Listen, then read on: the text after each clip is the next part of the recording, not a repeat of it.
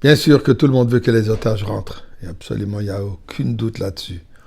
La question, elle est à propos du rançon qu'il faut payer pour tout ça. Qu'est-ce que ça va causer? Est-ce que ça va, chas v'shalom, mettre en danger d'autres personnes, comme dans le passé, malheureusement, ça a été le cas? Même, cette fois-ci, octobre 7, suite qu'ils ont libéré Yemar Shemo Zichro, ce terroriste sinois, libéré, c'est lui qui a causé toute cette catastrophe. Alors, je vais vous raconter une histoire à propos d'un grand rave qui a été emprisonné et ce qui est arrivé avec lui. Mais avant cela, disons tous ensemble le Tilim Mizmor le Soy, le Rim Chasdoy, via le Doy Vodoy Emunosoy. Mendel va donner de la tzedaka, mettre dans la boîte, pour la sécurité de tous nos chers frères et sœurs. Et nous voulons Mashiach now. Ok, Mendel, tu peux aller jouer. Go play, go play. Alors, comme je vous ai dit, l'histoire de Maram de Rothenburg. Maram de Rothenburg, on l'appelait Reb Meir ben Baruch, qui est né dans l'année 1220. Ensuite, il est parti étudier dans la yeshiva de Rabbi Yechiel de Paris, un des géants du temps des Rishonim, dans le temps de Louis IX. Et lui, il devait continuellement défendre le Talmud. Les antisémites de cette époque, là, ils ont attaqué le Talmud. Dans toutes les générations, il y a une autre attaque. Parfois, c'est les juifs, parfois, c'est les religieux, parfois, c'est les non-religieux, parfois, c'est les enseignements. À cette époque, c'était le Talmud. Au tel point qu'en 1224, 1244, 24 wagons remplis de manuscrits de Talmud qui ont été brûlés. Erev Shabbat par Chatrokat.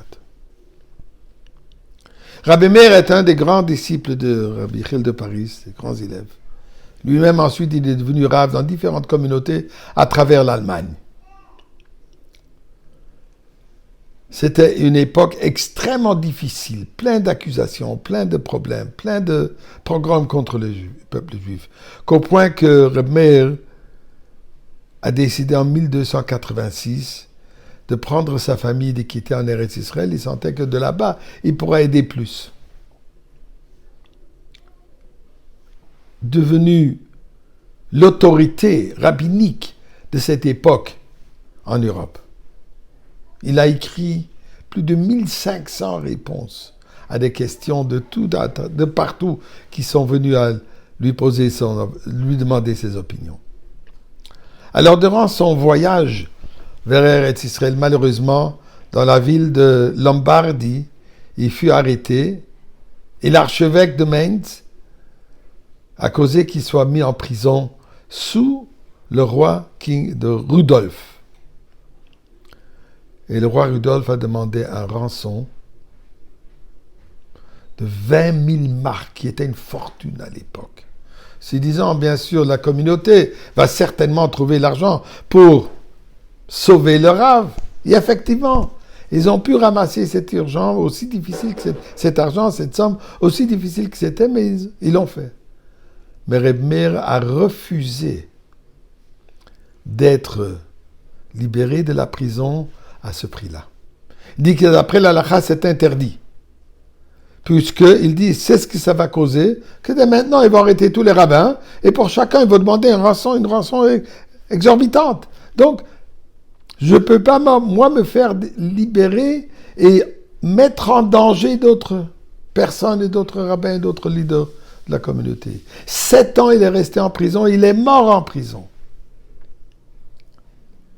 Ils lui ont donné certaines permissions, il pouvait enseigner ses élèves, il venait régulièrement le visiter, mais c'était la prison. Et comme je disais, il est mort en prison. Même pour l'enterrer, il voulait un rançon. Il a refusé, il a dit le mot avant son décès, de ne pas payer une somme exorbitante pour qu'on puisse l'enterrer vers Israël. Et effectivement, 14 ans plus tard, finalement, ils ont pu l'enterrer en Kéver Israël. Je ne suis pas une autorité halachique. Je ne suis pas connaisseur de la situation. Je ne suis pas un professionnel de défense, mais c'est un sujet qu'on ne peut pas prendre à la légère. Et nous prions à Kadosh Baruch Hu, c'est lui qui nous libère. Nous sommes tous étages dans cet exil et qu'il nous libère tous, il nous amène tous avec Mashiach à Yerushalayim. Et comme Mendel a dit tout à l'heure, now, maintenant.